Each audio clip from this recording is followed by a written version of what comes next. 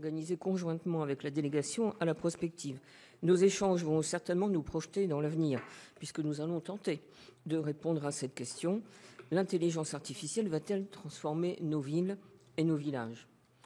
C'est une question qu'on se pose tous et que de très nombreux élus nous posent aussi. On est vraiment dans un sujet d'actualité.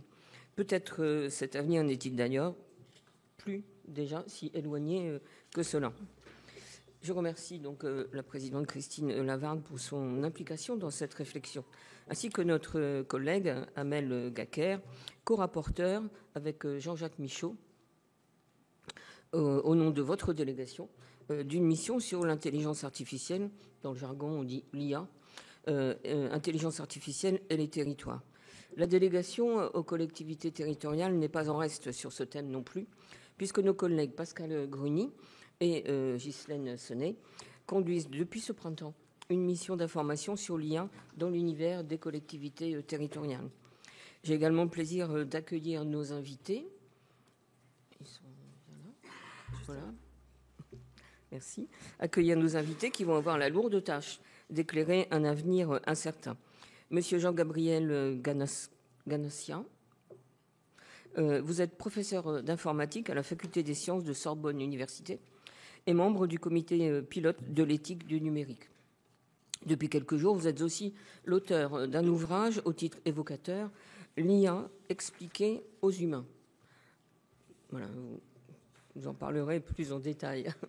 Et dans ce livre, vous traitez quelques questions qui s'inscrivent bien évidemment en toile de fond de nos échanges à venir ce matin. Les machines nous dépasseront-elles? Acquerront-elles une conscience? Supprimeront-elles des emplois? Nous feront-elles entrer dans une société de surveillance? Autant de questions plutôt anxiogènes et qui n'ont peut-être d'ailleurs à ce jour pas encore de réponse. L'univers du livre, c'est aussi ô combien le vôtre, Madame Catherine Dufour. Romancière, auteure de science-fiction, l'IA constitue pour vous une source d'inspiration. Mais vous avouez également qu'avec l'IA, les auteurs de science-fiction courent le risque de se retrouver systématiquement dépassés par la réalité, avant même d'avoir écrit le premier chapitre de leur roman. Si tel est le cas, alors, que devront dire les élus? Que devrions-nous dire? Les élus locaux, nous avons précisément voulu les faire réagir à cet emballement de la science. Ce sera donc votre rôle, Monsieur Pierre Janin, en tant que conseiller municipal délégué à l'innovation et au numérique de la commune de Rennes. Vous serez notre grand témoin et vous nous direz, en partant de votre expérience locale, comment un élu peut aujourd'hui se positionner pour ne pas rester à la traîne de l'IA. Je précise que vous êtes un membre actif de l'association des interconnectés qui rassemble de nombreuses intercommunalités et qui a engagé depuis plusieurs mois un travail de fond sur l'IA dans les collectivités.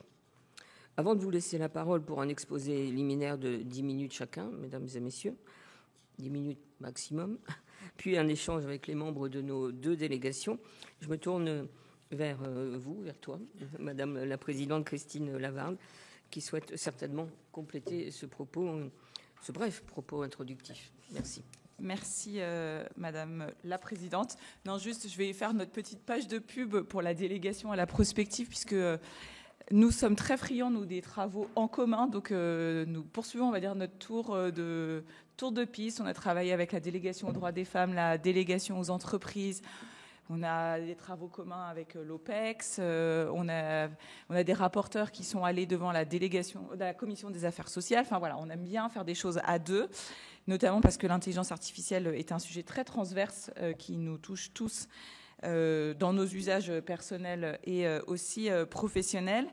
Et puis dire que les travaux de la délégation commencent à être un peu connus, puisque pas plus tard qu'hier, j'ai reçu une sollicitation que j'ai transmise d'office à nos rapporteurs qui ont fait un travail sur la santé pour participer à un panel d'experts à la fin du mois de novembre, et qu'au nom de la délégation, je serai auditionnée par le CESE dans un mois, ou la semaine, enfin bon, 15 jours, qui prépare un avis dans le cadre du Forum mondial sur l'intelligence artificielle que la France accueillera au mois de février.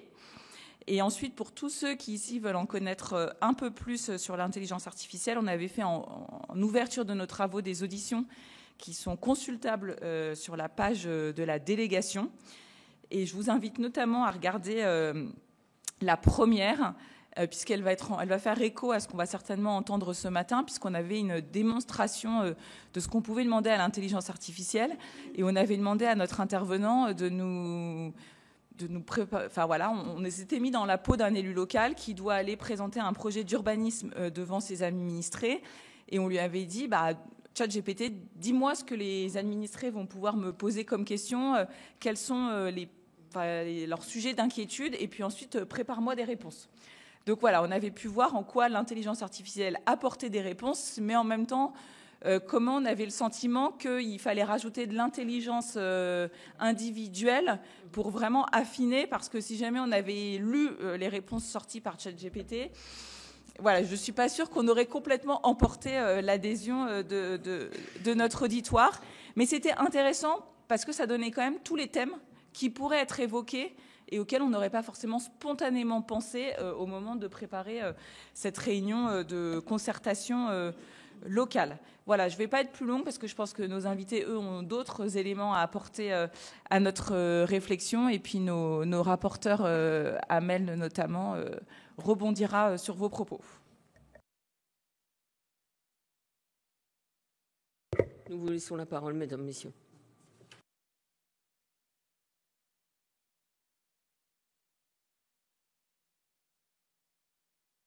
Voilà. Comme on vous l'a dit, donc, je suis professeur d'informatique à la faculté des sciences de Sorbonne Université, chercheur en intelligence artificielle, et je n'ose pas le dire, mais j'ai commencé dans cette discipline à cette rentrée, ça faisait 45 ans. Hein, alors, ça veut dire que cette discipline n'est pas toute neuve, même si elle n'est pas très ancienne au regard des mathématiques. Hein, elle a une histoire, et je crois qu'il est important juste de rappeler quelques jalons, sans bien sûr passer trop de temps là-dessus. Donc, je suis chercheur en intelligence artificielle. J'ai aussi une formation, en plus d'une formation d'ingénieur, j'ai une formation de philosophe, qui au départ était vraiment quelque chose de tout à fait personnel. Il se trouve que depuis une vingtaine d'années, le déploiement de l'intelligence artificielle dans la société fait que les questions d'éthique se sont posées. Hein, et ça m'a conduit, entre autres, à être dans plusieurs comités d'éthique. Donc j'étais membre du comité pilote d'éthique du numérique, mais ce comité n'existe plus, hein, donc il va être remplacé par un comité pérenne d'éthique du numérique, et les membres ne sont pas encore nommés, hein, donc je ne sais pas si j'en serai, mais j'ai présidé le comité d'éthique du CNRS, et puis surtout je préside aujourd'hui le comité d'éthique de France Travail, et le comité d'éthique de DocaPost, puis je suis dans d'autres comités d'éthique, peu importe, hein, mais ça veut dire que ce sont des questions, bien sûr, qui sont extrêmement importantes aujourd'hui. Alors, dans les quelques minutes qui me sont allouées ici, je voudrais évoquer 4 points. Le premier, d'abord, donc, qu'est-ce que l'intelligence artificielle ? Vous allez me dire, vous savez tous ce que c'est, mais je voudrais rappeler que c'est une discipline scientifique.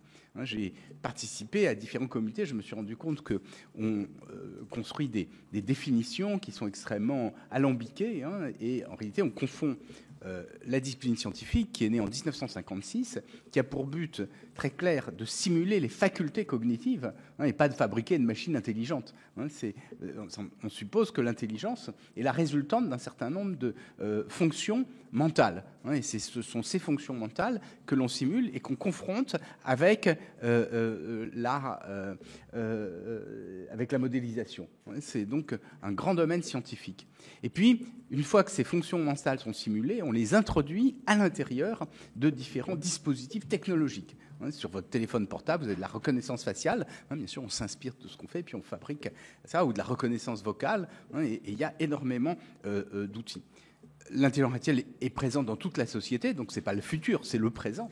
Il faut bien, par exemple, comprendre que le web, c'est le couplage des réseaux de télécommunications avec un modèle de mémoire. La mémoire, c'est une faculté cognitive. Ce modèle de mémoire, c'est l'hypertexte. Alors, en quoi l'intelligence artificielle a évolué récemment ? Elle a évolué d'abord il y a une dizaine d'années à peu près, avec ce qu'on appelait réseaux de neurones profonds. Alors, les réseaux de neurones sont des techniques très anciennes qui ont été introduites en 1943. Vous voyez, ça fait plus de 80 ans. Mais ces techniques, qui étaient une image assez grossière de ce qu'on avait dans notre cerveau, ne marchaient pas très bien. Progressivement, on a amélioré ces technologies. Vous avez eu, il y a 2 jours, le prix Nobel de physique qui a été donné aux 2 personnes qui ont contribué au renouveau des réseaux de neurones formels dans les années 80 en utilisant les théories de la physique statistique pour essayer de modéliser la dynamique de ces réseaux de neurones formels. Dans les années 2010, une nouvelle étape a été franchie avec ce qu'on a appelé les réseaux de neurones profonds, et entre autres un Français important, Yann Lequin, qui est à l'origine de ce type de choses. Et puis, à partir des années 2014 d'abord, et puis 2017 surtout, on a utilisé ces réseaux de neurones formels pour constituer des modèles. Alors d'abord, ce qu'on appelle les réseaux antagonistes génératifs qui permettent de fabriquer des images, et puis surtout les modèles de langue qui extraient l'esprit de la langue, c'est-à-dire les relations invisibles entre les mots que l'on retrouve sur un réseau.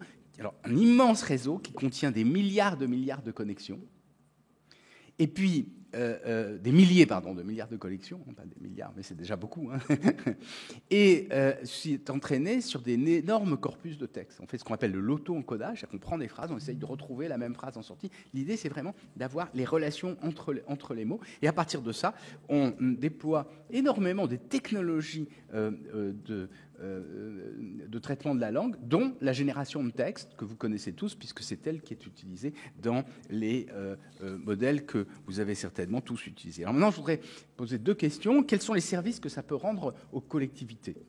Alors moi, entre autres, dans les comités d'éthique auxquels j'ai participé, DocaPost, France Travail, et puis les échanges que j'avais eus avec les interconnectés il y a quelque temps, et puis des présentations que j'ai faites, je me suis rendu compte qu'il y avait, disons, trois points qui sont importants.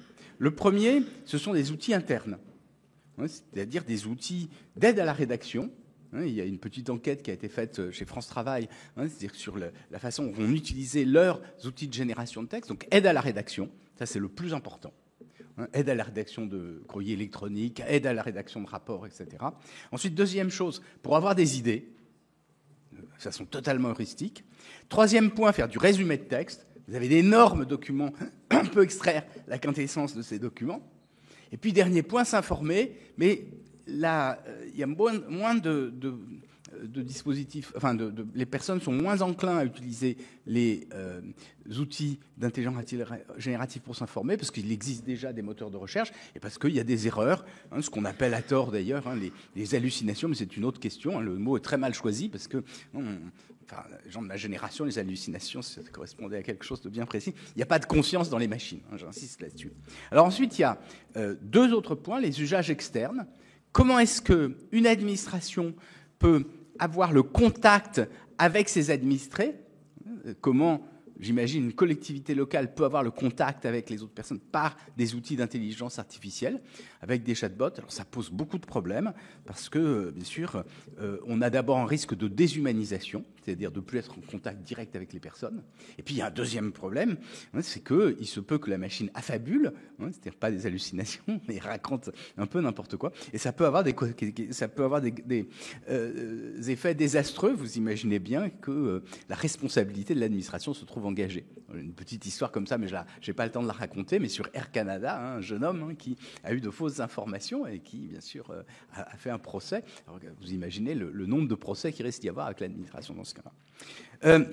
Il y a d'autres utilisations, bien sûr, qui sont des utilisations destinées à rechercher des informations juridiques. Et là, on utilise des RAG, c'est-à-dire qu'on spécialise les outils de génération de texte sur un corpus particulier, ce qui peut rendre des services considérables. Et puis il y a un troisième type d'applications, qui sont des applications plus innovantes, c'est-à-dire est-ce qu'on peut essayer d'interpréter des signaux faibles avec des outils d'intelligence artificielle. C'est très prospectif, mais bien sûr, il faut avoir ça en tête, parce que ça peut être utile dans les collectivités pour savoir si tel dispositif a été utile ou au contraire, si c'est inefficace. Donc ça, je crois que à terme, c'est quelque chose d'important. Donc là, je vais essayer de vous donner un tableau très rapide, bien sûr, qui demanderait à être approfondi des services. Et maintenant, la question des risques quels risques comporte l'utilisation de ces techniques dans leurs usages pour les collectivités. Alors, il y a bien sûr des inquiétudes que tout le monde connaît, mais qui n'ont rien à voir, celle d'avoir une machine qui prenne une conscience, etc. Je n'en parlerai pas, même si on pourra discuter de ça, mais je crois qu'il y a effectivement des risques de mécompréhension, de difficultés, d'inquiétude chez les usagers ou d'inquiétude dans les administrations elles-mêmes. Je sais que, par exemple, France Travail a mis en place un comité d'éthique car ils craignaient que leurs salariés, leurs agents, s'inquiètent de l'utilisation d'outils d'intelligence artificielle. Et donc là, je crois que c'est quelque chose d'important. Alors, depuis quelques années, comme je participe à différents comités d'éthique, j'ai eu le sentiment que justement ça peut être utile. Alors il y a différents types de comités d'éthique. Il y a des comités d'éthique comme le CNPEN qui ont pour but de concevoir des chartes générales ou des principes, tandis que là, ce sont des comités d'éthique sur des applications avec des personnalités extérieures qui permettent de souligner les difficultés que ça pourrait poser. Puis ensuite, il faut traduire ça de façon technique avec, en interne des administrations, des personnes qui sont capables de retraduire les conclusions, les exigences qu'on a formulées dans les comités d'éthique au moment de la programmation des outils. Puis enfin, le dernier point, c'est les questions techniques de robustesse, c'est-à-dire qu'il faut faire des tests, et ça c'est extrêmement important. On a affaire à des systèmes qui font de l'induction, c'est-à-dire qui passent du particulier au général. Or, on n'a jamais de certitude. Et donc, pour ça, il faut qu'il y ait vraiment une démarche rigoureuse qui soit déployée, qui soit mise en place pour s'assurer que les dispositifs fonctionnent bien. Et de façon plus générale, l'intelligence artificielle, c'est jamais une solution miracle. Et donc, il faut confronter cette solution au réel et puis comparer avec d'autres dispositifs. Donc je conclue là-dessus, puisqu'il y a 10 minutes, je crois que ça fait pile 10 minutes. Et on avait travaillé, on a fait un petit rapport dans le cadre du CNPEN sur la reconnaissance faciale, comportementale et posturale. Et là, je crois qu'on peut en rediscuter, parce que justement, c'est cette démarche empirique qu'on essaye de promouvoir dans ce cadre-là. Quelque chose qui ne soit pas idéologique, qui soit très pragmatique. Merci. Merci beaucoup. Merci pour cette présentation, puis vous êtes bien resté dans le timing. Je vais vous donner la parole, Madame Dufour. Je crois qu'il y a un petit diaporama qui va venir en appui de votre intervention. Ça marche. Donc, bonjour à toutes et à tous. Je me présente, Catherine Dufour. Donc, je suis auteure de science-fiction et je suis aussi ingénieure en informatique. Et donc, je vais vous parler de ce que la science-fiction met en scène concernant le sujet qui nous occupe aujourd'hui, sachant que la science-fiction, elle est représentative de l'imaginaire commun en cours actuellement sur un sujet donné. Elle ne nous renseigne pas sur l'avenir, pas du tout, mais sur notre présent, sur nos angoisses du présent. Donc j'ai fait une petite intro sur l'IA dans la ville et dans les villages, ce qu'on appelle les smart cities. Alors c'est quoi une smart cities? Il y a Oslo, il y a Barcelone, il y a Montréal, il y a Singapour. Toutes les villes, beaucoup de villes se revendiquent smart cities. Et dans ce contexte urbain, l'IA peut déjà et pourra constituer un vecteur de transformation des services publics de plusieurs manières. Elle aidera les villes à optimiser ce dont elles disposent. L'IA, elle peut activer le sous-utilisé, elle peut adapter l'offre à la demande, réduire la friction entre l'offre et la demande. C'est ce qu'on appelle le matching en français. C'est plus joli, c'est l'appariement. Deuxièmement, l'IA urbaine peut favoriser la participation des citoyens et des citoyennes, c'est vu comme vertueux. Et troisièmement, elle peut aussi être employée par des agents commerciaux pour vendre de façon ciblée sans demander l'avis des consommateurs. Donc là, c'est ce qu'on appelle un cercle vicieux. Alors voilà les 3 axes de transformation que l'IA pourra apporter à nos villes et nos villages dans les années à venir, sachant que c'est déjà fait dans certaines villes et dans une certaine mesure. Alors, ces champs d'application sont immenses. L'IA pourra intervenir dans le pilotage du tissu urbain, la santé, le logement, le transport, l'énergie, la qualité de l'air, les déchets, l'éclairage, la sécurité. Pour vous donner un exemple, des drones pilotés par IA peuvent survoler les toits et surveiller leur dégradation et prioriser des travaux, par exemple les repeindre en blanc pour baisser la température urbaine. C'est donc une technologie de la prévision, donc c'est une technologie de la gouvernance. Et donc, ces détracteurs ne s'y trompent pas, c'est une technologie de la surveillance. C'est le fameux panopticon cher à Michel Foucault dans Surveiller et punir. C'est la surveillance venue du ciel et ce n'est pas qu'un cauchemar futuriste et paranoïaque. En Chine, la Chine surveille les Ouïghours et y cible ceux qui respectent le ramadan. ce qui indique un degré d'immixtion dans la vie quotidienne, dans la vie intime, qui fait froid dans le dos et qui est rendu possible par l'IA dans un contexte urbain de rassemblement de beaucoup de gens dans un espace étroit et artificialisé. Bien sûr, c'est beaucoup plus difficile en milieu urbain ou rural. C'est le souci a priori que rencontrera l'exercice des mandats locaux au gré du développement de l'IA. C'est une méfiance des citoyens et des citoyennes, parfois justifiée. Alors, quel futur pour cette Urban AI ? La meilleure représentation du futur de l'IA en milieu urbain, elle est dans Les Furtifs de Damasio. Je vais vous donner des références, si ça vous intéresse de les lire. Ça doit être ça. Voilà. Les Furtifs d'Alain Damasio. Et là, l'IA est vue comme une sorte de ver à soie. C'est une araignée qui génère un technococon qui vous protège, mais aussi qui vous isole du monde. Et là, l'IA urbaine, dans ce contexte, elle n'est considérée que sous un angle commercial. Et elle oublie totalement l'IA qui fait participer les citoyens, qui leur facilite l'accès aux services publics, qui économise des ressources, qui est quand même un aspect souhaité de nos futures IA urbaines. Ensuite, vous avez dans Au bal des actifs, demain le travail, une nouvelle très bien qui est de Norbert Merjanian, qui s'appelle Coève, où on voit une ville recyclée, plutôt verte et inventive d'ailleurs, mais le contrat social implique l'adhésion à un réseau de Urban AI. Et cette adhésion permet d'obtenir pour chacun selon ses besoins, mais celui qui refuse d'adhérer, il doit payer plein tarif tous les services de base. Et donc là, ça pose le problème de la liberté d'adhérer ou non à ce contrat, et c'est une problématique qui est tirée magnifiquement jusqu'à l'absurde dans Love Star de Magnazone. Et on trouve déjà la même chose dans le célèbre Ubik de Philippe Cadic, que je ne présente pas, qui est là. C'est une des premières IA urbaines mises en scène, et on peut aussi citer Minority Report du même Philippe Cadic et beaucoup d'autres, avec des IA urbaines présentées systématiquement de façon agressive et invasive. Alors, on a là un point de vue science-fictif qui met l'accent sur une invasion de l'IA dans l'urbain. Et là, l'humain se retrouve dans une logique irrespirable. Il est surveillé sans cesse, et sa liberté a fondu devant une intervention qui se veut bienveillante, mais qui se révèle totalitaire et tenue par des sociétés privées. On a là une mise en scène d'une importante mainmise du privé sur les libertés publiques. Alors tout ça, c'est de la dystopie. Heureusement, la fictionnalisation du futur ne vit pas que de dystopie, donc on va faire place à l'utopie. Il y a la société Blue Nove, qui a créé Bright Mirror en opposition à Black Mirror, la série que vous avez peut-être vue, qui est très dystopique. Donc Bright Mirror, c'est une série d'ateliers d'écriture dont le principe est simple. On rassemble 80 personnes, on fait des équipes de 3, et chaque équipe a 1 heure pour écrire une microfiction sur un thème précis. Et la ville en 249, ça a été un thème demandé par le ministère de la Transition écologique et de la cohésion des territoires, avec une seule obligation, être optimiste.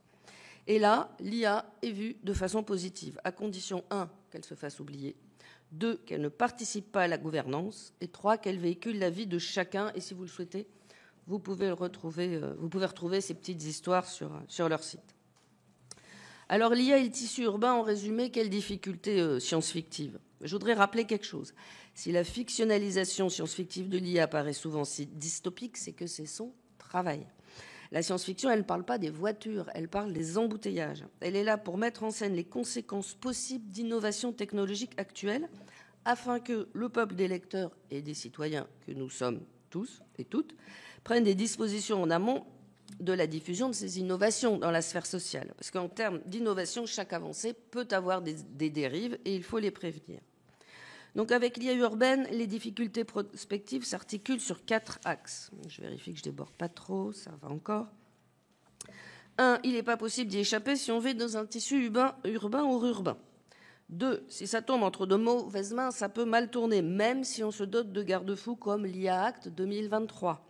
Ça peut faire comme les lois sur la non-brevetabilité du vivant. Elles sont très très bien, mais elles ne sont respectées que par 1/3 de la planète. Et 3, le souci, c'est le poids. En fait, c'est la masse, parce que les sociétés qui développent et qui implémentent à grande échelle des IA ne sont pas petites, ce ne sont pas des PME. Et là, on retombe sur le point 2. Le souci est politique, ça tombe entre de mauvaises mains publiques, des dictatures, ou privées. Et là, je pense aux sociétés de la tech, par exemple les GAFAM.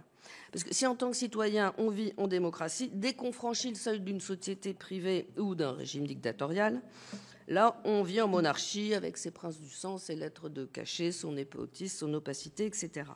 Bon, alors bien sûr, les dirigeants des sociétés de la tech sont quand même en général des gens sensés, mais parfois on peut tomber sur des dirigeants de la tech qui n'ont pas résisté à la pression, et je ne pense à personne. Donc je vous renvoie à tous les ouvrages de cyberpunk qui ont labouré le champ de la méchante multinationale. La quatrième problématique, elle est écologique, parce que la vie n'est pas en soi écologique. On peut commencer par l'artificialisation des sols, et l'IA non plus. On peut parler des terres rares dans ses composants, du refroidissement des serveurs, etc. Donc la question, c'est d'envisager l'IA urbaine comme créant un souci écologique au carré et de résoudre ce problème. Et c'est pour ça que les auteurs de science-fiction comme moi alertent sur l'IA urbaine alors qu'elle peut avoir un usage vertueux.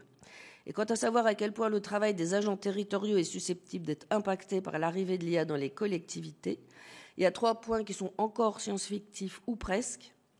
1, leur travail sera facilité et optimisé. 2, il sera plus qualifié, et ça c'est à prévoir en RH. Et 3, il y aura une légitimité à défendre pour ne pas s'abriter derrière l'IA. Et en conclusion, je voulais parler des villages, parce que c'est une structure à envisager de façon croissante dans une optique de décroissance. Et à ce titre, on peut toujours lire ce très vieux livre qui est Demain les chiens.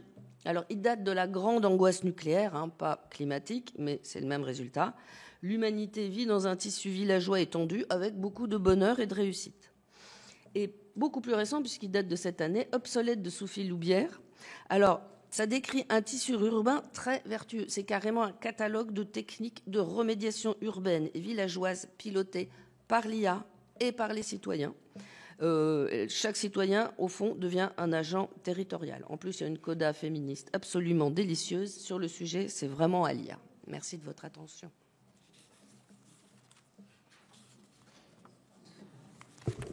Merci beaucoup.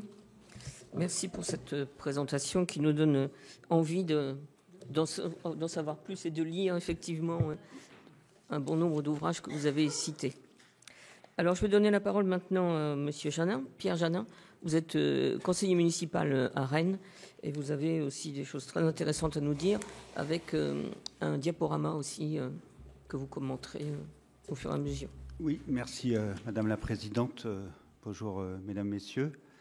Moi, aujourd'hui, je me présente à vous avec 3 casquettes. Enfin, je pourrais dire 3 bonnets, mais ça, c'est pour l'anecdote. Un premier qui est le fait que je sois élu au numérique à la ville de Rennes.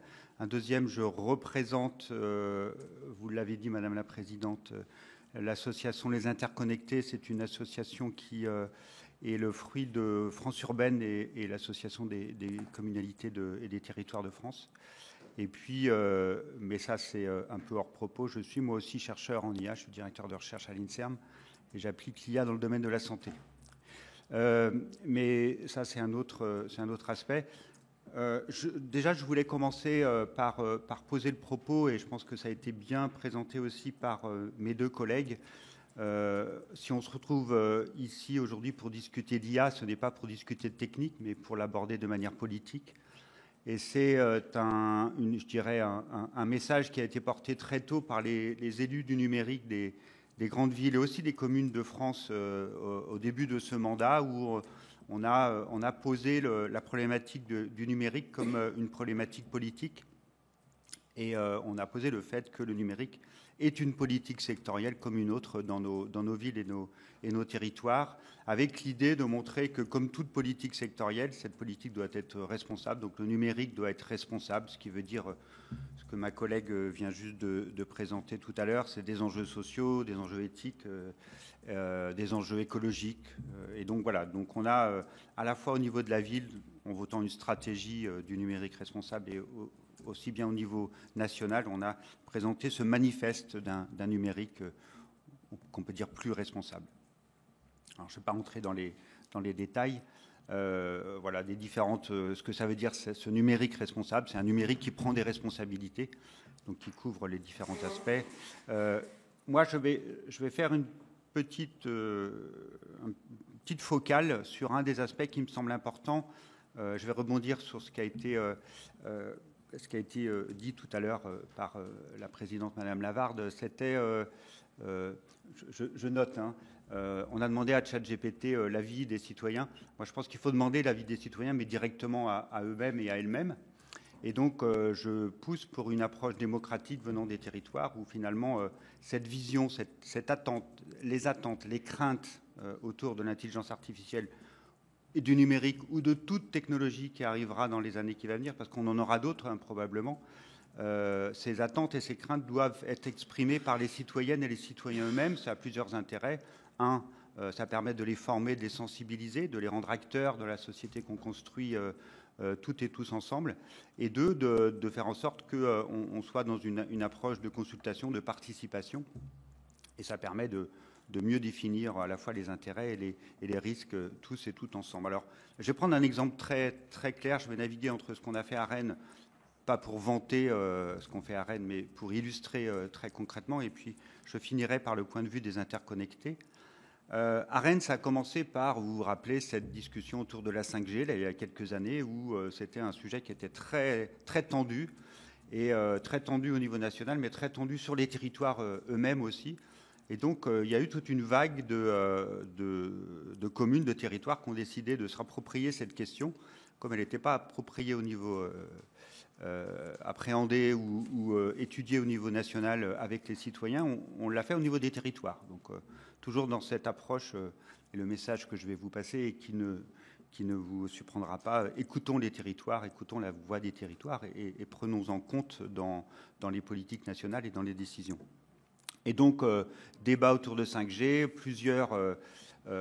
des dizaines de citoyens, 50 citoyennes tirés au sort, des recommandations. Et parmi les recommandations, les citoyens et les citoyennes avaient aussi demandé que ce débat autour d'une technologie se poursuive, et notamment sur le numérique, parce que quand on parle 5G, finalement, derrière, il y a le numérique, se poursuivent de manière pérenne. Et donc, on a créé à Rennes le Conseil citoyen du numérique responsable.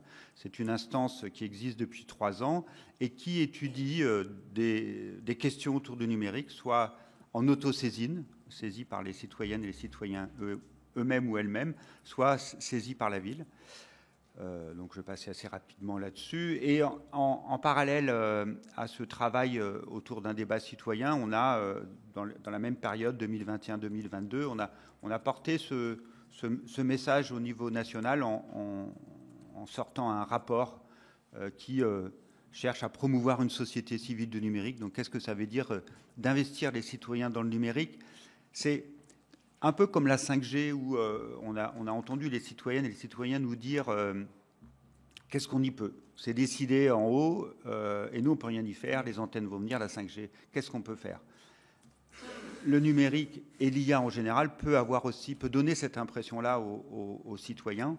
Et donc, c'est d'aller chercher ensemble les marges de manœuvre. C'est toujours la même question. D'aller chercher ensemble les marges de manœuvre. Et en fait, on se rend compte quand on va chercher des marges de manœuvre que oui, les territoires ont leur mot à dire, ont des responsabilités, peuvent faire des choses qui ne sont pas seulement ce que je fais aujourd'hui, c'est-à-dire de venir porter une voix de la province vers Paris, je caricature, hein, évidemment, mais faire des actions localement autour de ces enjeux 5G, puis numérique, puis intelligence artificielle.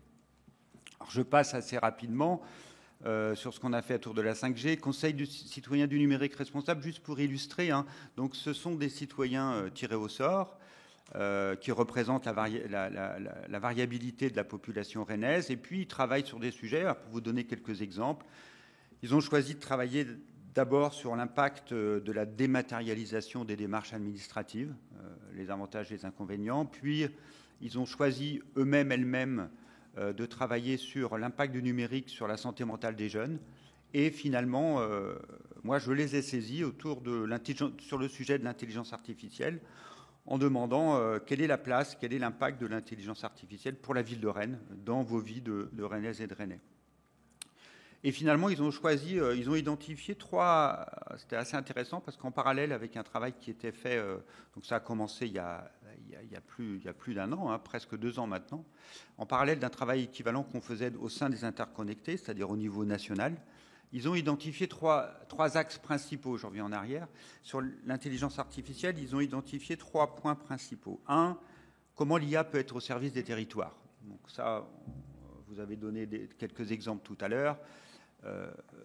Les déchets, l'énergie, l'urbanisme. On a des tas d'usages, la gestion des cantines, la gestion des effectifs dans les crèches. Il y a des usages très, très concrets qu'on peut trouver. Donc, premier point, essayer de trouver, comme on dit, la technologie pour le bon, l'IT for good, là, je ne sais pas si c'est des termes qui vous parlent. Et donc, mettre la technologie au service, finalement, des enjeux qu'on a aujourd'hui, qui sont des enjeux à la fois sociaux, à la fois écologiques, à la fois démocratiques. Donc, vraiment, l'IA et la technologie à ce service. Deuxième axe, l'impact de l'IA sur les métiers, sur le travail.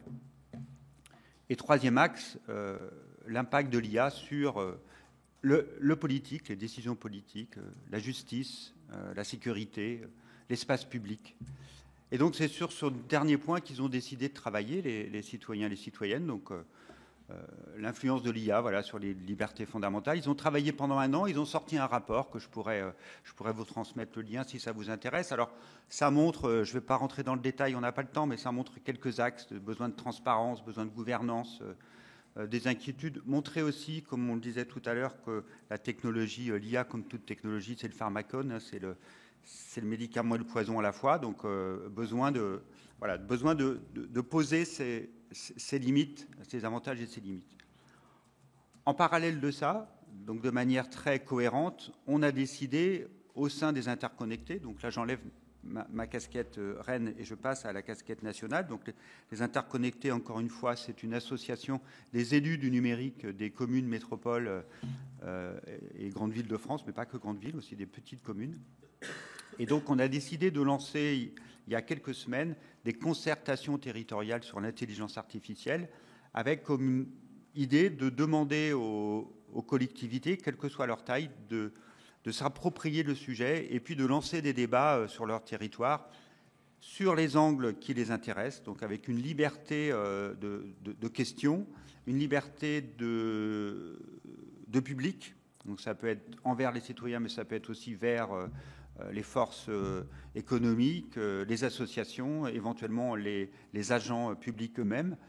Et donc l'idée, c'est voilà, de lancer ces concertations territoriales. Je passe assez vite, j'ai pas le temps. On a fait un site web dans lequel les communes et les territoires peuvent venir s'engager à lancer ces concertations territoriales.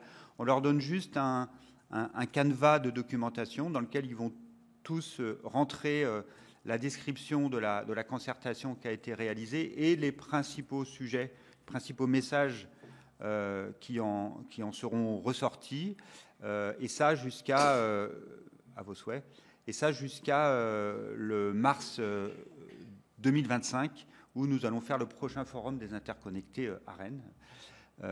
Et donc, nous allons collecter tous les résultats de ces concertations pendant le printemps. Aujourd'hui, on a déjà pas mal de territoires qui se sont engagés à faire cette concertation, non seulement en France, mais aussi dans des régions francophones. Voilà, donc on est à une trentaine de territoires aujourd'hui. Et l'idée, c'est de récupérer toutes ces contributions qui viennent des territoires et de générer d'ici mars 2025 un manifeste qui sera le manifeste de l'intelligence artificielle venant des territoires, venant des villes, des communes et des métropoles, en disant dans ce manifeste finalement répondre à la question que vous posez aujourd'hui, hein, quel est l'impact de l'IA. Donc j'ai plutôt parlé de méthode que de contenu aujourd'hui. Voilà, merci.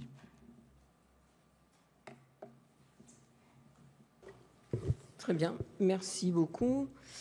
Merci, Madame et Messieurs, pour vos interventions, vos présentations. Peut-être avant de laisser la parole à mes collègues qui souhaiteraient en savoir plus et vous en demander plus, je propose de donner la parole à nos rapporteurs respectifs ou respectives, si vous souhaitez réagir, voire aussi poser une question à nos invités. Comme vous voulez, hein, je vous laisse.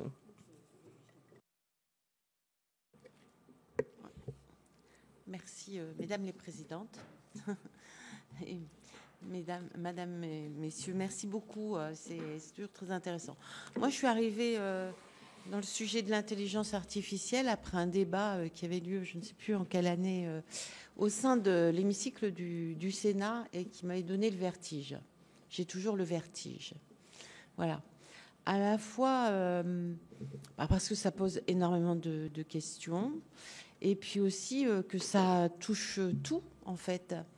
Et de ce fait-là, un peu du mal à tout mettre dans un cadre, ou essayer de mettre ça dans un cadre. Donc merci. C'est pas, enfin, vous m'avez pas rassuré pour autant, mais quand même. Mais en tant qu'élu, nous, ce qu'on cherche toujours, c'est à répondre en fait aux besoins de la population, à ne pas s'éloigner de la population. Et aujourd'hui, c'est difficile en fait de rencontrer vraiment la population. Donc les craintes sur effectivement des outils, hein, on va dire que l'intelligence artificielle c'est un outil, en fait nous éloigne encore davantage dans une société qui en plus ça accentue avec le Covid, dans une société où finalement les gens ils se referment sur eux-mêmes. Moi je viens d'un département rural, très rural. Moi j'ai 798 communes dans mon département. J'ai une grande ville, entre guillemets, c'est 58 000 habitants. Voilà, après des villes beaucoup plus petites, tout de suite on passe à moins de 20 000, donc, et très peu. Et donc quand je pense à la population rurale, il y a déjà beaucoup de mal à se mettre à juste de l'informatique. Je me dis, mais comment on les amène vers cette intelligence artificielle? Comment on les rassure? Comment on nous rassure, nous, sur la fiabilité des informations? Vous l'avez évoqué. L'esprit critique.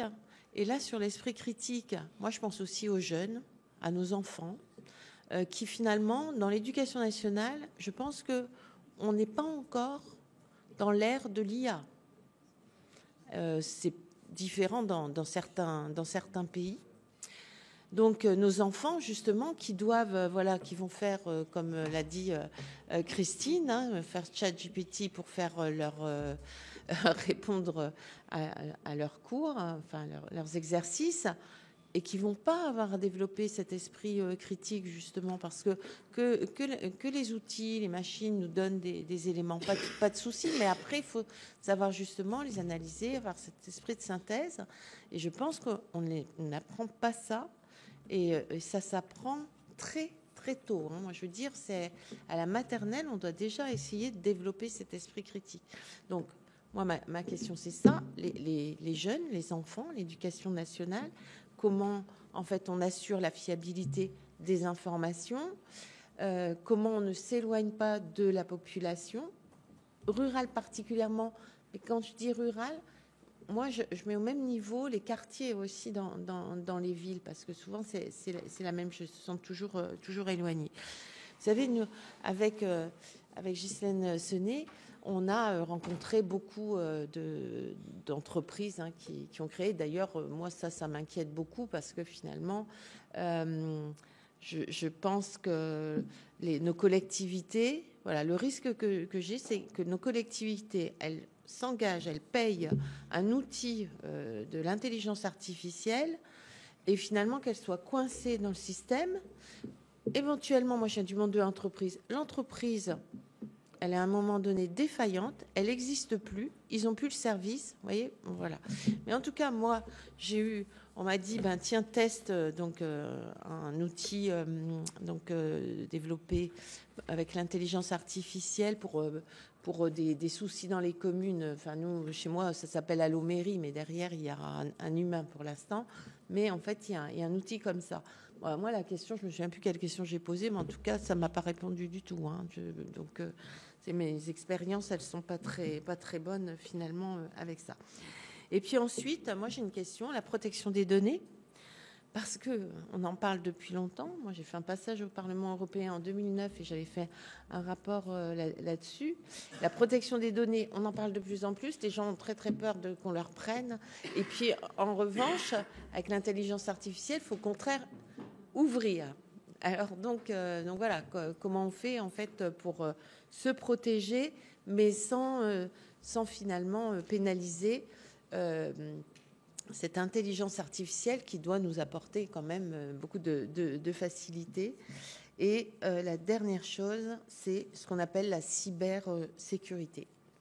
Voilà, et là-dessus, là aussi, beaucoup d'inquiétudes. Voilà, merci beaucoup.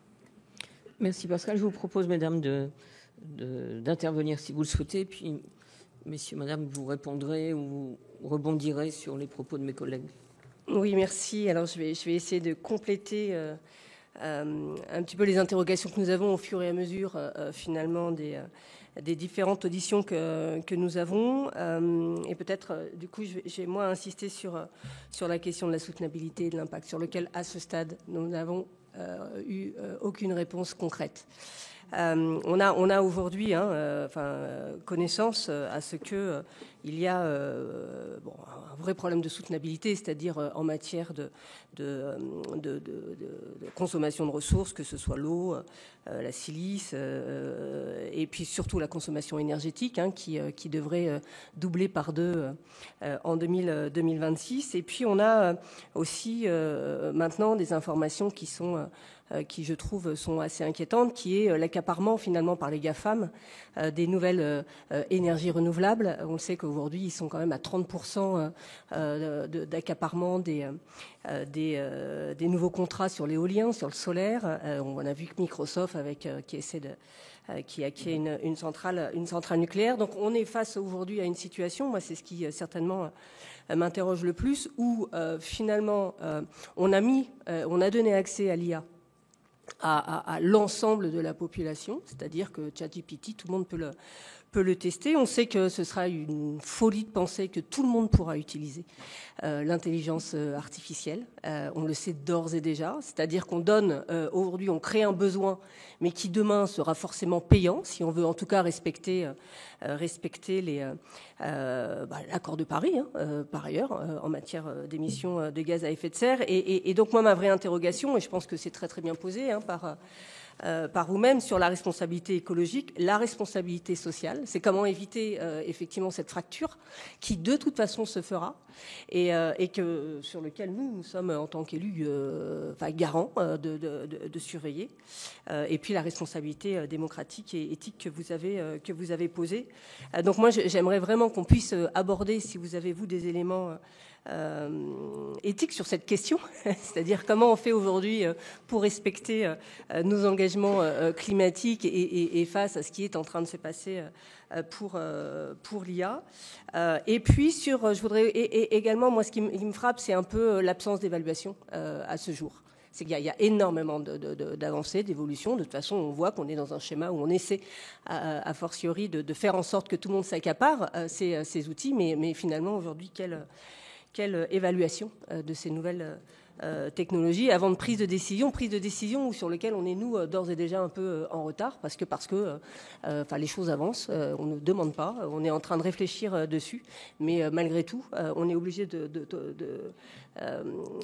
malgré la prospective, mais on est obligé de s'adapter à l'évolution et à la mise sur le marché de nouveaux produits avant même, finalement, qu'on ait pu légiférer.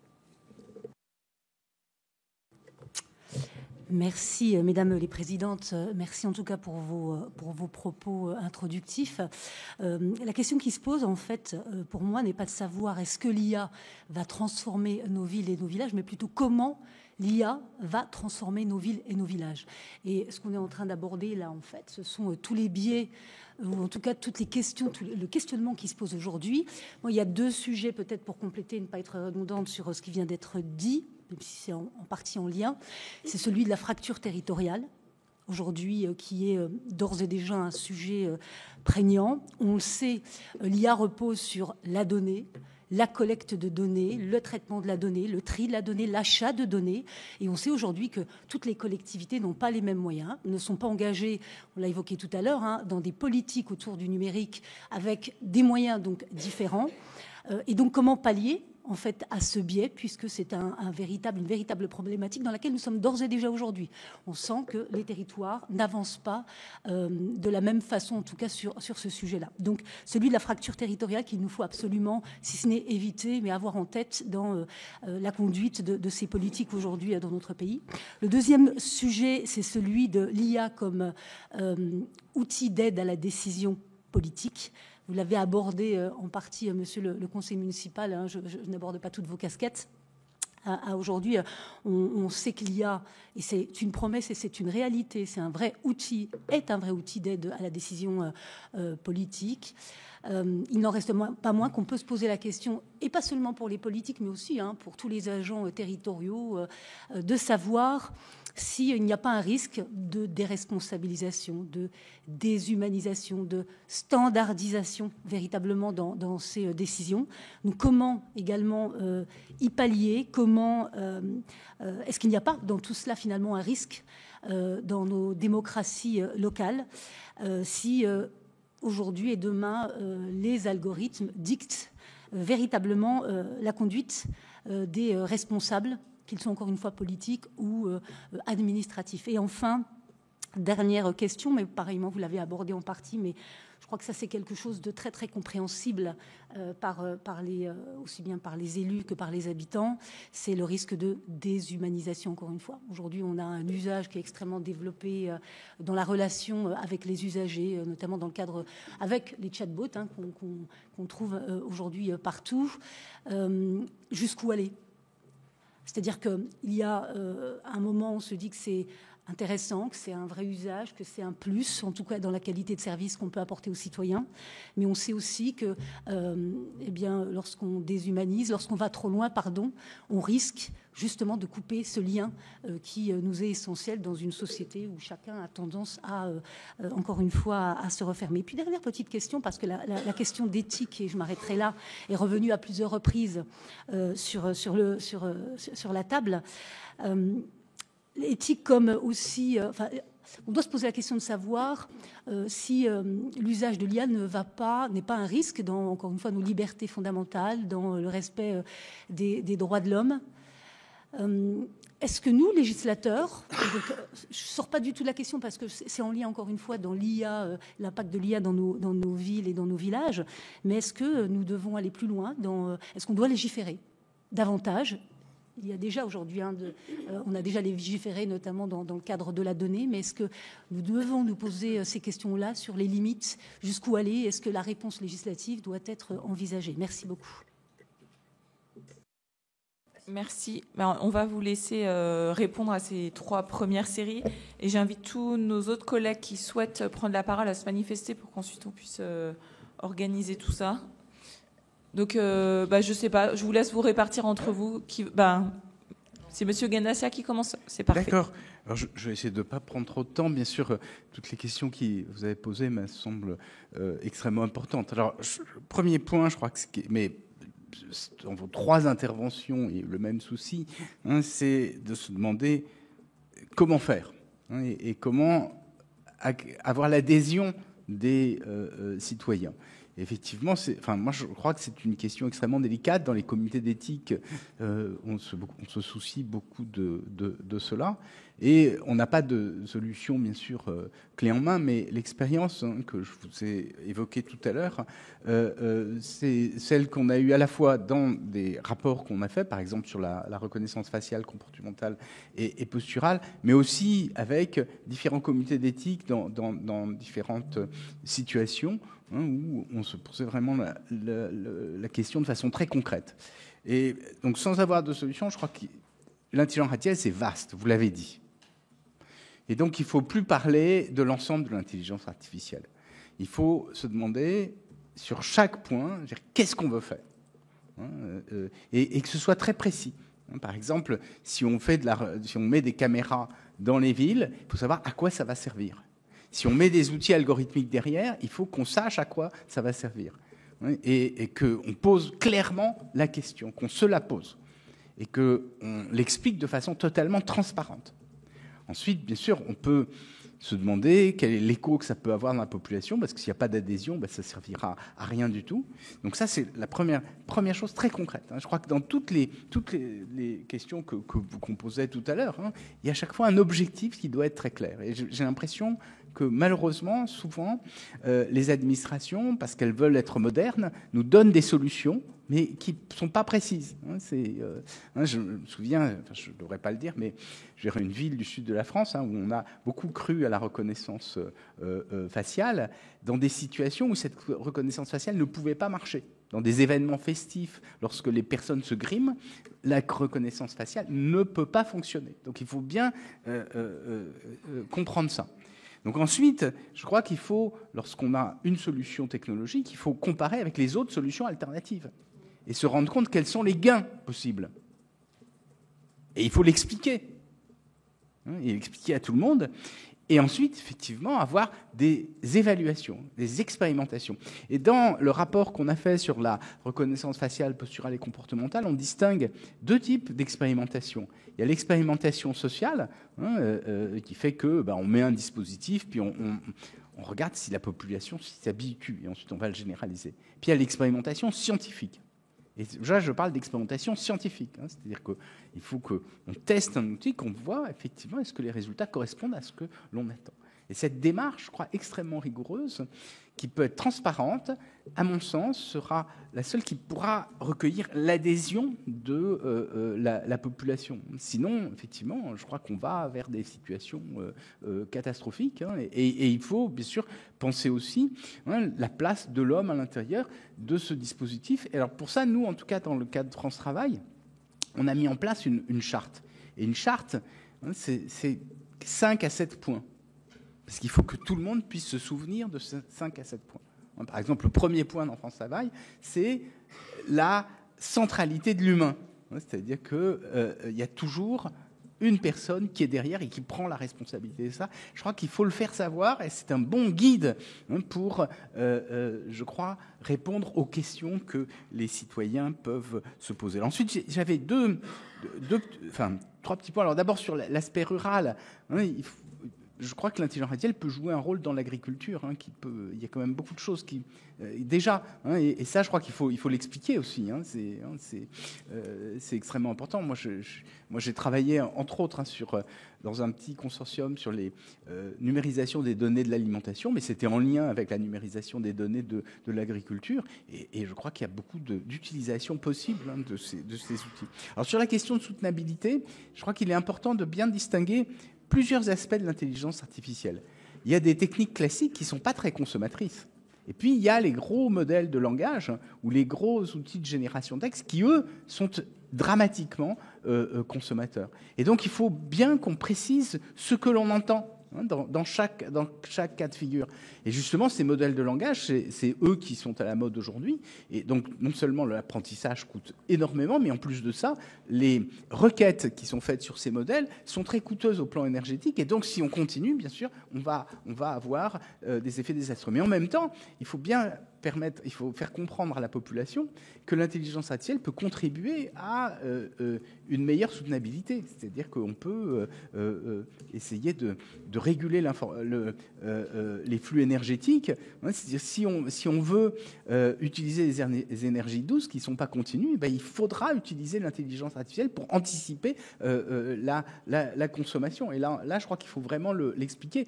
Et de façon plus générale, je trouve que dans notre pays, on n'explique pas assez. Par exemple, les compteurs Linky, il y a une panique de la population. Or que si on veut vraiment réguler et avoir une meilleure consommation énergétique, c'est extrêmement important. Alors pas savoir à quelle heure vous avez pris votre douche chez vous, mais de savoir sur un pâté de maison comment est-ce qu'on peut anticiper la consommation énergétique. Et là, je crois qu'il y a un travail à faire, qui est un travail extrêmement profond. J'avais d'autres choses à dire, mais je vais laisser mes autres collègues. Oui, voilà, vos questions sont très intéressantes. Je n'aspire pas à y répondre de façon exhaustive, mais elles retracent bien toutes les angoisses actuellement autour de l'IA dans la vie quotidienne et dans la vie publique et politique. Alors déjà, le premier problème de l'IA, c'est son nom. IA, c'est intelligence artificielle, ça va pas du tout. C'est pas de l'intelligence. L'intelligence, c'est de l'anglais, ça veut dire renseignement. On aurait dû appeler ça apprentissage artificiel, renseignement artificiel. Déjà, on aurait moins d'angoisse. Parce qu'une intelligence comme la nôtre, déjà, il faut avoir des perceptions liées à des récompenses ou des punitions mettant en jeu notre survie. Il faut avoir une mémoire associative, il faut avoir un modèle du monde, il faut avoir une capacité à se fixer des objectifs selon des enjeux personnels. Et l'intelligence artificielle n'a pas ça. Elle n'a pas. Yann Lequin dit qu'un jour, peut-être, elle l'aura. Il est en train d'essayer. Je ne sais pas s'il a raison, d'ailleurs. Mais ça n'a rien à voir avec de l'intelligence, c'est de l'apprentissage artificiel. Donc c'est juste un outil statistique. Ce qui n'empêche que ça peut être une catastrophe, mais je dirais que c'est depuis le début de l'informatisation. Moi, j'ai vu l'informatisation déferler sur nos sociétés, pour le meilleur, mais aussi pour le pire. J'ai vu des secrétaires et des chargés de saisie se retrouver définitivement au chômage. Et avec l'intelligence artificielle, on va avoir une perte d'emploi. Après l'école bleue, l'école blanc, il passe. Je connais beaucoup de traducteurs et d'illustrateurs qui n'ont juste en un an perdu tout leur chiffre d'affaires. Donc il y a une arrivée d'un chômage de masse dû à l'apprentissage artificiel, qui est une donnée que je trouve on ne prend peut-être pas encore assez en compte, mais je pense que ça va être sanglant. Ensuite, je voulais revenir aussi sur cette sensation qu'on peut tous et toutes avoir d'être un petit peu effrayé face à la vitesse à laquelle notre science avance. Alors, là, moi, je vais revenir à la science-fiction parce qu'on a vraiment cette littérature-là pour essayer d'appréhender le réel en avance. En 1931, alors qu'il n'y avait même pas les antibiotiques, est sorti un livre qui s'appelle Le meilleur des mondes et qui parlait de tripatouillage génétique, de biotechnologie et de ses dangers. Ce qui fait que quand les biotechnologies sont arrivées à leur maturité et qu'on a pu s'en servir vraiment dans la société, on avait toutes et tous lu ce livre, on avait réfléchi en tant que citoyens et citoyennes et on s'était doté de lois comme la non-brevetabilité du vivant en amont. C'est très important d'avoir comme ça cette fictionnalisation de ce qui se trouve dans nos laboratoires pour anticiper politiquement, juridiquement, intellectuellement. Or, moi, je sais qu'il y a 15 ans, je rêvais d'un jeu 3D branché sur nos données personnelles. J'avais 15 ans d'avance. Il y a 10 ans, j'avais 6 mois d'avance. Maintenant, quelle que soit l'idée faramineuse que je puisse avoir, je tape ça dans Google. C'est déjà inventé depuis 6 mois. Alors, je me suis dit, bon, ben voilà, j'ai passé 50 ans, je suis vieille, place aux jeunes. Et j'ai demandé à des auteurs et autrices de science-fiction plus jeunes que moi. Et ils m'ont dit, ah, toi aussi, tu as remarqué que nous sommes en train de nous prendre le mur du réel dans la face? Eh bien, oui, notre science commence à aller plus vite que nos capacités de projection dans le champ social. Et ben, je trouve que c'est aussi un problème. Et là, je ne vois pas non plus trop de solutions. Et ensuite, je voulais revenir sur le problème des données. Alors, nos données personnelles, c'est de l'or que nous avons dans notre poche. Ça fait longtemps qu'on nous les a volées sans nous demander notre avis. Ça fait longtemps qu'il y a des traders sans données personnelles. L'État français lui-même, si vous avez une voiture avec une carte grise, ça fait longtemps que l'État vend ces données-là à des traders. Et c'est un petit peu la raison pour laquelle tous les manipulateurs de données personnelles, tous ceux qui en vivent, tous les gens des GAFAM, nous font rêver, comme par exemple d'aller sur Mars, d'aller dans l'espace. Pourquoi? Tout simplement pour qu'on ne remarque pas qu'ils sont en train de fouiller l'or dans notre poche et qu'ils s'en soient emparés sans nous donner rien en échange à part des rêves. C'est ce qu'on appelle la mythopoïèse de la Silicon Valley. Voilà, j'avais encore une petite chose à dire, mais bien sûr, ça c'est mis en veille, si j'arrive à le récupérer. Oui. Si je puis me permettre, je suis d'accord avec beaucoup de choses que vous avez dit, mais pas avec le fait que l'intelligence artificielle a pour but de recréer une machine. Je crois qu'il faut bien clarifier. Le terme intelligence est polysémique, comme beaucoup de mots. Donc ça peut être un esprit, ça peut être l'ingéniosité, lorsqu'on dit d'un élève qu'il est intelligent. Ça peut être effectivement l'intelligence au sens du renseignement, mais ce sens existe en français. Lorsque vous avez le crime d'intelligence avec l'ennemi, c'est exactement le même sens. Et intelligence artificielle n'est pas une mauvaise traduction de l'anglais. Il suffit de regarder les textes. Et c'est un sens qui est introduit par la philosophie à la fin du XIXe siècle. Et l'idée, c'est de naturaliser la philosophie, d'étudier l'esprit, mais avec les méthodes des sciences physiques. Et pour ça, on suppose que l'esprit, c'est un ensemble de facultés mentales. J'insiste là-dessus, et en France, par exemple, vous avez un très grand auteur que vous connaissez peut-être, Hippolyte Taine, parce qu'il a écrit des très beaux voyages en Italie à la fin du 19e. C'était un philosophe positiviste, il a écrit un très gros ouvrage en 2 tomes de l'intelligence. Il essaye d'étudier les facultés cognitives, la perception, le raisonnement, la mémoire, la communication, avec des méthodes qui viennent de la physique, c'est en faisant des expériences. Et l'intelligence artificielle reprend cette signification avec pour but non seulement de faire des expériences, mais de simuler ses fonctions cognitives. J'insiste là-dessus, et c'est aussi pour ça d'ailleurs que j'ai écrit ce livre, parce que je crois qu'il faut vraiment expliquer, et j'espère que ce livre sera lu, bon, c'est un dialogue avec des collégiens, mais qui sera aussi lu par les enseignants, parce que je crois qu'il faut, quelqu'un a parlé des enfants, je crois qu'il faut expliquer de plus en plus, c'est-à-dire qu'avec le temps, je me suis suis rendu compte qu'il fallait désamorcer toutes les craintes qui sont derrière. C'est une discipline scientifique, et il ne s'agit pas de faire des machines qui tout d'un coup vont avoir une conscience. Ça, c'est pas du tout fondé. Et après, bien sûr, ces simulations, on les utilise, et c'est de ça dont je crois on doit parler aujourd'hui. Excusez-moi.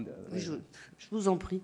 Je n'irai pas à l'encontre de ce que vous dites. Je voulais juste terminer en disant qu'effectivement, juridiquement, il faut légiférer. Il faut légiférer au pas de course, comme je viens de l'indiquer, en courant après nos propres innovations. L'IA Act, qui est sorti il n'y a pas longtemps, il est quand même très utile, mais il ne sera pas suffisant parce que les lois ne peuvent pas concerner des sociétés comme les GAFAM. Je veux dire, leur chiffre d'affaires, c'est 1600 milliards, c'est-à-dire c'est la moitié du PIB français. Elles ont maintenant atteint une taille où les lois, elles appliquent celles qu'elles veulent. Je pense que c'est le gros problème. Et je passe la parole à mon voisin. Vous avez posé beaucoup de questions, toutes pertinentes, et il faudrait beaucoup plus de temps pour répondre à chaque question. Donc on essaye, mes collègues et moi, de faire un peu des synthèses et d'avoir notre point de vue, moi je dirais subjectif, parce que c'est des... Comme vous l'avez dit, ce qu'on dit aujourd'hui ne sera plus valable demain, à la rapidité à laquelle avancent les technologies. Les outils d'IA aujourd'hui sont encore ceux qu'on voit dans notre quotidien. Ne sont pas ceux qui sont en train d'être développés dans les laboratoires de recherche, qui sont encore plus impressionnants, encore plus gigantesques, encore plus multi-tout. Les IA fondationnelles, c'est assez incroyable. Donc, je reviendrai sur cette notion de vertige, elle me semble être importante, que vous avez dit, et sur cette rapidité aussi, Mme Dufour, qui me semble être... C'est intéressant parce que c'est bien qu'on ait ce moment-là aujourd'hui, et c'est bien qu'on ait des moments comme aujourd'hui, parce que ça montre qu'on essaye d'avoir du recul par rapport à des développements technologiques qu'on a peu eu jusqu'à là. Ce qui arrivait avec le numérique, on aurait dû avoir ces réflexions posées sur tous ces enjeux-là avec le numérique, alors qu'on s'est laissé emporter dans le numérique, avec des choses très bien, évidemment, et puis on voit aujourd'hui des limites et des impacts qui sont négatifs, et comme on n'a plus aucun contrôle, on parlait tout à l'heure de fake news, on parle d'impact chez les jeunes sur la santé mentale, de mésinformation, même si c'est des choses qui reviennent régulièrement pour d'autres raisons, mais de se poser à un moment donné, de ne pas être emporté par ce vertige technologique, c'est important, c'est fondamental, ça fait partie de notre responsabilité en tant qu'élu d'avoir ces moments-là. Donc se poser, réfléchir et légiférer, oui, évidemment, aujourd'hui et demain et encore après-demain, il faudra toujours qu'on ait cette approche-là de vigilance. Ne soyons pas emportés par cette grande marée. Moi, je suis né à Cancale, dans la baie du Mont-Saint-Michel, donc je connais les grandes marées. Ne se laissons pas emporter par cette grande marée technologique où on nous vend du rêve, du développement économique, de la croissance, des emplois. Évidemment, il n'y a pas que ça dans la vie, quoi. Et on voit bien que si on se fait emporter et que si on est aveugle, à un moment donné, on n'a plus aucun contrôle. Donc, il y a aujourd'hui, oui, et donc, je suis d'accord aussi avec mon collègue.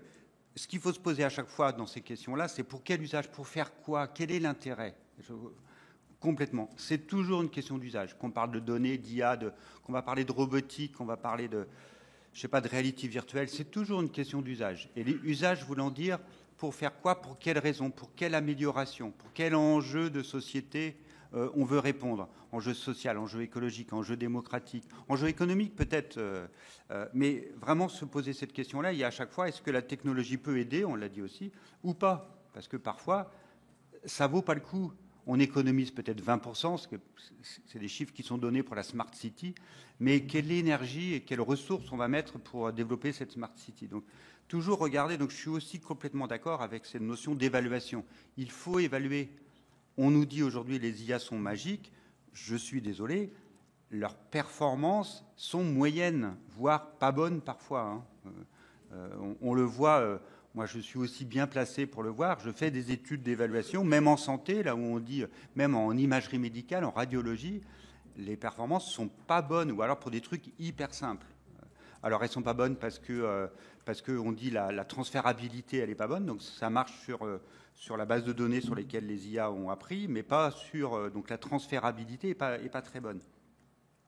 L'explicabilité, donc dans notre domaine où on a des décisions politiques, aujourd'hui, les IA ne sont pas explicables. On ne sait pas expliquer pourquoi la décision a été prise. la recherche avance là-dessus, mais très peu et très lentement, et c'est difficile. Et c'est la raison même de ces techniques, de ces réseaux profonds, c'est qu'ils manipulent des milliards de paramètres qu'on ne peut pas décrire par une équation assez simple. F de x égale à x plus b, qui nous dirait, OK, alors il y a A et B, alors si on augmente A, ça fait quoi? Si on diminue B, ça fait quoi? Là, on ne peut plus faire. Alors, il va falloir que la recherche travaille dans cette direction, mais aujourd'hui, il faut être conscient de ça. Donc, besoin d'évaluation. On l'a dit aussi, l'IA ne doit pas remplacer. Alors, c'est facile à dire. L'IA est une assistance. On le dit, on le redit. L'IA doit être un assistant. Mais en disant ça, c'est pas évident, parce qu'on a beau le savoir, on est aussi tous un peu flemmards. Si l'IA nous fait notre travail, on va prendre et on va lui faire confiance. Donc, il y a aussi, on dit parfois, l'overtrust, enfin la surconfiance de la technologie, par facilité, par rapidité. Et ça, ce sont des biais que nous avons nous-mêmes en tant qu'humains. Donc, j'irai sur le troisième point et le dernier point, qui était une des questions. Oui, il faut légiférer. Oui, nous, pouvoir public, on doit s'emparer de ces questions-là. Aujourd'hui, même si ça peut sembler un peu tard, il faut le faire. C'est jamais trop tard. Oui, il y a des marges de manœuvre. Alors, il faut aller les chercher. On voit bien sur les grands modèles, là, les grands modèles de langage ou les grands modèles fondationnels là, qui sont en train d'émerger. Probablement, même un État n'aura pas les moyens techniques de mettre en place ce type de modèle complexe. Les GAFAM l'auront, mais pas un... Donc, comment on va réagir par rapport à ça? Donc, moi, je pense que nous, le public, je l'appellerais comme ça, on doit se réapproprier et considérer que la technologie, c'est aussi un service public. Moi, je suis pour un service public du numérique qu'on contrôle pour s'assurer qu'il n'y a pas d'exclusion, que chacun peut se l'approprier pour des enjeux sociaux. On le voit bien. Grande commune, petite commune. On voit bien, vous l'avez vu, comment dans nos CCAS, dans nos centres sociaux, il y a des files d'attente monstrueuses de personnes pour aller faire des démarches administratives, notamment 95% des droits aux étrangers, des démarches préfectorales. Ils ne savent pas remplir les formulaires. Donc ils savent parfois, même certains IDOEL, parfois ça sont allophones. Et donc il faut... comment on fait dans cette société à 2-3 vitesses? Comment on peut gérer? Donc on a, nous, une responsabilité de prendre cette question en main et de chercher des marges de manœuvre et de légiférer et de contrôler. Et oui, peut-être même de freiner cette marée-là, de mettre un petit barrage peut-être pour faire « Ok, allons-y, mais tranquillement et contrôlons les outils qui viennent dans nos collectivités. On n'est pas obligé d'avoir de l'IA dans nos villes tout de suite. Il y a peut-être des choses qu'on peut faire progressivement. Il y a des domaines dans lesquels c'est, on va dire, des automates ou des systèmes industriels qu'on a dans nos collectivités peuvent s'appuyer sur de l'IA pour prédire, pour optimiser. Il y a des usages simples dans lesquels on peut aller.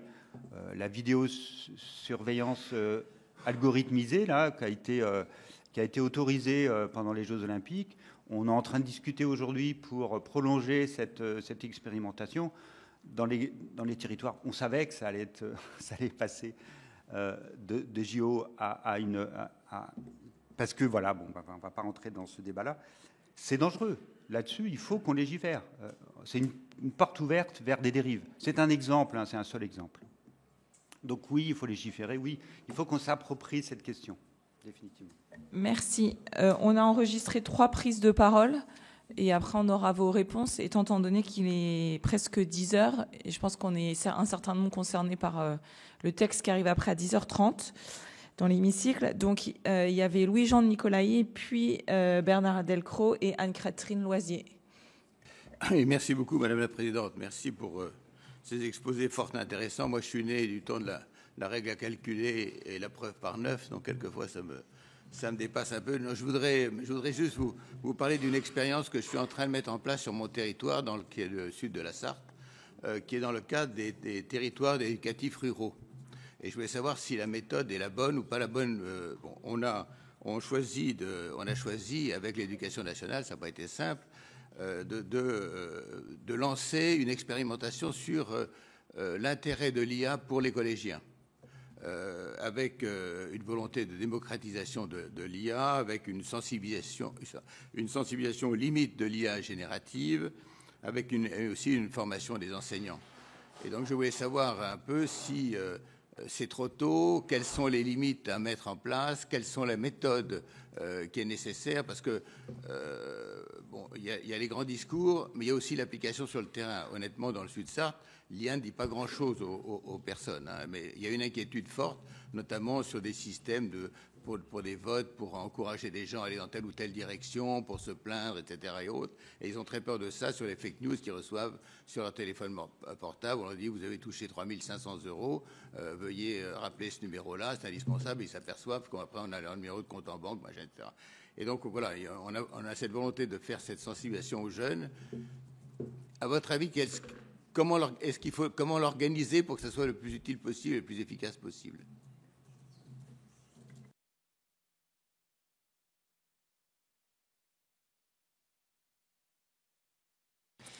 Merci Madame la Présidente. Merci à vous trois pour vos réflexions, vos analyses très intéressantes. Pour être rapide, il y aurait beaucoup de choses à dire, mais vous avez fait un parallèle à un moment entre l'arrivée du numérique et l'arrivée de l'intelligence artificielle, en quelque sorte. Et donc, il me semble en effet qu'on doit tirer les leçons de la numérisation de la société. Parce qu'en fait, on a assisté à la transformation numérique de la société sans se préoccuper, avec tous les avantages que cela comporte, et ils sont nombreux, sans se préoccuper des risques que cela représentait. On le voit en direction des jeunes, on en parlait à l'instant avec Amel, ou aussi des fractures sociales et territoriales que ça a créées. Et puis après, on a essayé de combler ces manques. Donc du coup, là, c'est une nouvelle transformation de la société qui va avancer très vite, avec, encore une fois, des progrès et des avancées avec une progression exponentielle par rapport à l'arrivée du numérique, si je peux dire, mais aussi avec des risques encore plus grands. Vous en avez cité quelques-uns, l'accaparement par des sociétés peu scrupuleuses du pouvoir, par des dictatures, l'atteinte aux libertés fondamentales, à la sécurité, enfin, plein de sujets, mais aussi un risque nouveau de fracture sociale et territoriale. Et donc, tirant les leçons de ce qui s'est passé à petite échelle, si je peux dire, pour le numérique, quelles mesures d'accompagnement doit-on anticiper pour essayer d'éviter ces risques encore plus importants avec la transformation de la société par l'intelligence artificielle?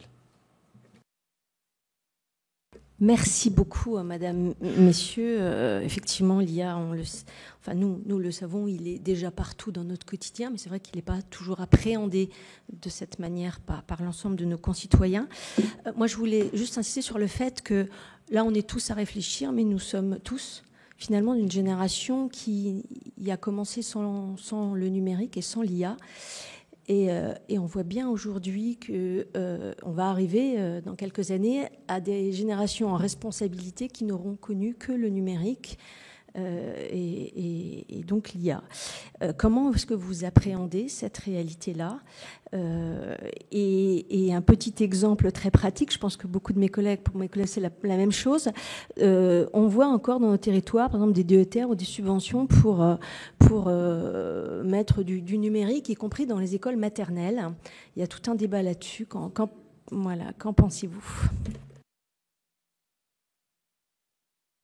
On laisse vous organiser pour la réponse. Bon, Alors je vais commencer. Alors d'abord, premier point, on a beaucoup parlé de légiférer. Alors là, je ne suis peut-être pas d'accord avec mes collègues. Je pense qu'effectivement, il faut une bonne législation. Mais trop légiférer, à mon sens, n'est peut-être pas posé. Alors, j'ose pas de le dire devant vous, parce que c'est votre travail, mais vous avez peut-être lu l'IA Act. Hein, si vous avez sommeil, vous pouvez, pour la nuit, c'est un très bon somnifère. Je veux dire, c'est quand même... Je veux dire, et quand on le lit en détail, ça pose des problèmes. Par exemple, il est fondé sur le risque. D'abord, est-ce que le risque est pertinent? C'est-à-dire, je pense, les dangers, il faut y faire face, mais les risques, c'est l'anticipation des dangers. Or, le problème avec les technologies, c'est qu'on est surpris par ce qui arrive. Alors, qui plus est, si vous regardez les risques inadmissibles, le premier, les techniques subliminales, c'est de la poésie, parce que ça n'existe pas. C'est une fiction qui a été inventée dans les années 50, dont on sait qu'elle n'existe pas. Donc, je crois... Si on légifère, il faut bien légiférer. Nul n'est censé ignorer la loi, mais il faut que la loi soit possiblement, si on veut que les citoyens soient en phase, il faut qu'ils comprennent la loi. Si elle est trop compliquée, c'est pas possible. Donc ça, c'est le premier point. Le deuxième point, c'est, monsieur, je vous remercie de cette expérimentation. J'ai été impliqué dans la commission qui a fait les programmes de seconde du numérique. Et je dois dire que là, j'ai été estomaqué parce qu'il y avait plein de gens autour de la table qui étaient tous très sympathiques, qui chacun avait une option. Et l'axiome 1, c'est il faut faire plaisir à tous les membres de la commission, ce qui effectivement est très courtois. Le problème, c'est que les programmes sont impossibles. Hein. C'est des programmes parce que chacun a son dada et donc on rajoute tout au programme. Deuxième axiome, il ne faut pas blesser les enseignants du secondaire. Donc à ce moment-là, hein, on fait en sorte qu'on ne leur donne pas le mode d'emploi des programmes qu'on a faits. Alors c'est des programmes pléthoriques sans mode d'emploi. Et troisième chose, bien sûr, les lycéens, personne ne s'en soucie. Moi, je crois que dans notre pays, il faut qu'à un moment donné, on inverse les choses et qu'on fasse des véritables expérimentations pour savoir quels sont les modes d'appropriation. Ça me semble essentiel. Hein. Et donc, vraiment, je vous félicite. Je crois qu'il faut commencer par ce point-là. Et dernier point, mais ça a été un peu dit tout à l'heure, hein, je crois qu'effectivement, qu'il faut avoir une culture de la vigilance, car les choses changent, hein, et il faut qu'on soit extrêmement attentif à ce qui arrive dans le futur. Hein, et c'est pas simplement en réactivant des vieilles craintes que vous allez pouvoir obtenir l'adhésion de la population, mais regardez qu'est-ce qui est en train de changer et réagir. Et dernier point, j'arrêterai là-dessus. Effectivement, hein, vous avez évoqué toutes les craintes de la prise de pouvoir des GAFAM, c'est un problème de souveraineté. Hein, et donc je pense qu'il faut vraiment, hein, c'est pas une question de souverainisme, c'est vraiment la souveraineté au sens, le concept de philosophie politique qui, à mon sens, est en train d'évoluer avec le numérique et avec l'IA. Et je crois qu'il faut qu'il y ait une réflexion de fond sur cette question-là.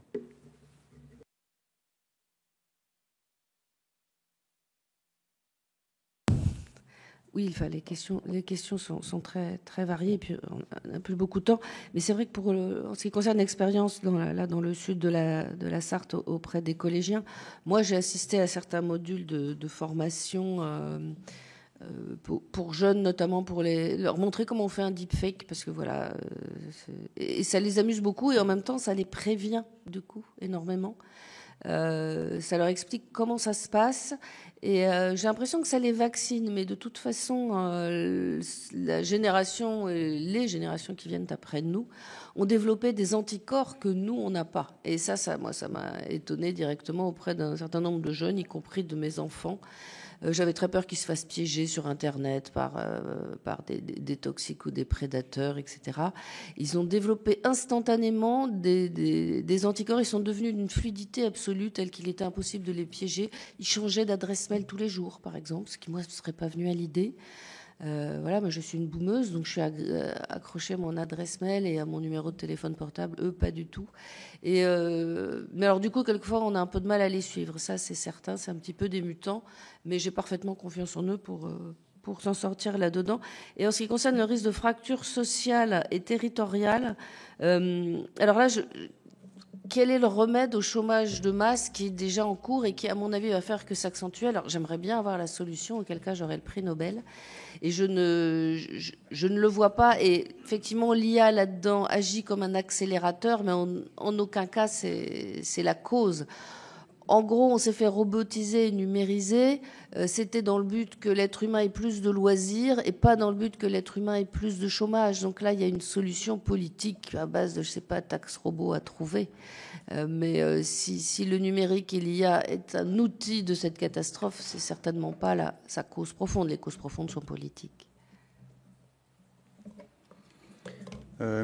Rapidement aussi, moi, il y a 2 points par rapport aux questions sur lesquelles, enfin, trois petits, sur lesquels je voulais revenir. La notion de perte de compétences, c'est quelque chose qui me semblait importante.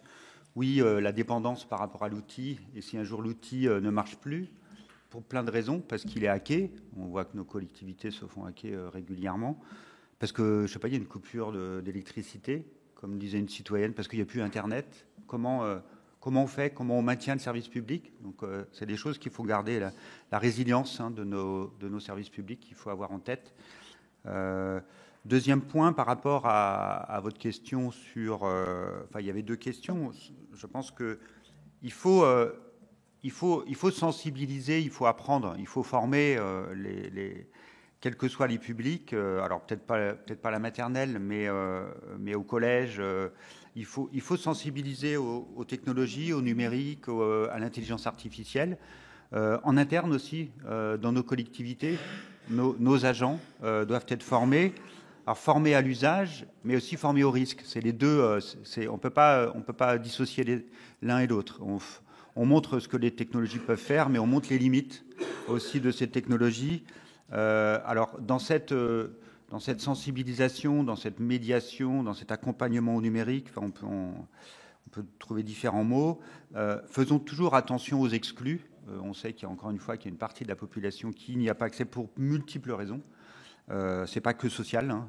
On sait que et donc faisons attention. Donc ayons toujours je pense cet aspect, cette dimension de solidarité, de former dans les réseaux qu'on connaît bien, éducatifs ou même des collectivités. Mais il y a à côté une partie de la population, 10-15% de la population, qu'on ne doit pas laisser tomber. Donc gardons ça en tête. Puis je finirai en lien en disant oui, il faut sensibiliser, il faut éclairer nos citoyens, nos citoyennes, mais il faut aussi les consulter. Pour moi, c'est les deux à la fois, parce que c'est pas, on recherche pas de l'acceptabilité, hein.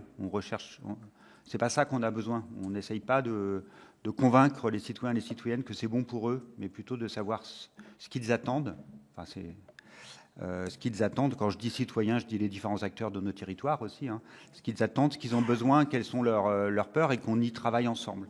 Donc moi, je refais cette boucle avec ce que j'ai présenté tout à l'heure, et on a parlé du sommet international sur l'IA qui aura lieu en février. Je pense que ça fait partie des messages où l'Europe, mais même la France, des messages qu'on pourrait porter face à des gros pays où là, ils foncent et ne pensent qu'aux intérêts financiers et économiques. Je pense qu'on a la responsabilité d'aller porter ces messages. Et puis, il y a peut-être même du business à faire autour de ces messages en réinventant une technologie plus responsable et plus éthique.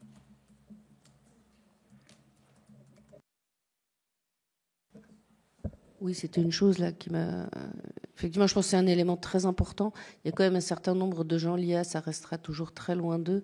Et en fait, c'est à vous, élus, responsables sur les territoires, en fait, de protéger cette population-là, qui n'y a pas accès des territoires, des vues purement financières de ceux qui lancent ce type d'outils. En fait, c'est une lourde responsabilité, mais je vois pas qui d'autre pourrait le faire. Le problème, c'est qu'on n'a pas les moyens pour le faire. Bien. Mais écoutez, merci beaucoup, Madame, Messieurs, pour vos interventions. Merci, mes chers collègues, pour vos questions, le rapporteur en particulier. Et on voit que beaucoup de questions ont été posées. Vous avez tenté d'y répondre, mais il y en a encore beaucoup. Beaucoup. Notre réflexion ne s'arrête pas là aujourd'hui. Et c'est important que le Sénat, de par ces deux délégations, se soit emparé du sujet, parce qu'on est complètement dans une actualité, on va dire, mais du quotidien, comme disait ma collègue, dans nos territoires et dans notre quotidien, encore une fois. On est complètement dans un sujet qui est pour beaucoup extrêmement anxiogène. Alors voilà, il faut tenter d'apporter des réponses et informer, faire preuve de pédagogie, de sensibilisation, etc. Merci. Merci à vous tous et toutes. Merci de votre invitation. J'espère que, justement, vous allez remplacer l'inquiétude et la peur par la réflexion et l'action rationnelle. Voilà.